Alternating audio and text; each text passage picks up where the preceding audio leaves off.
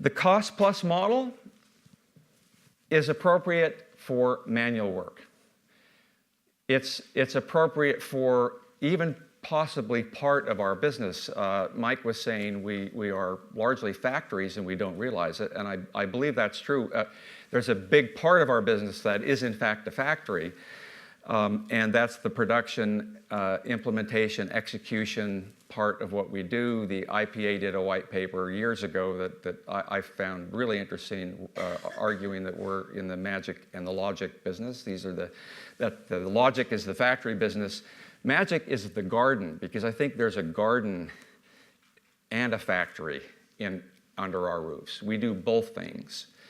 The factory piece, okay, you want to unit price that is more appropriate because these are widely available kinds of work that have industry specifications, and they're fairly standardized. Resizing a banner ad, is that factory or garden? That's pretty clearly factory. But that approach is not at all appropriate for the garden part of what we do. It is not appropriate for knowledge work. Peter Drucker, years ago, wrote about the nature of knowledge work and how what we do in knowledge work cannot be compared has no relevance to time. The amount of time it takes to do something in knowledge work, or the amount of time it takes to solve a problem, does not equate to the value of the solution, does it?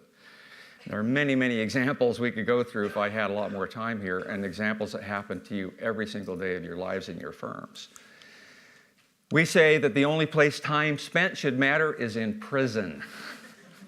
It doesn't matter in knowledge work. It's not relevant in knowledge work. The 5 minutes that a brilliant creative director can spend to solve a complex business problems because he or she is a brilliant creative director who's spent 20 or 30 years in the business and has a lot of category experience. It's a 5-minute solution. Should 5 minutes go on the timesheet?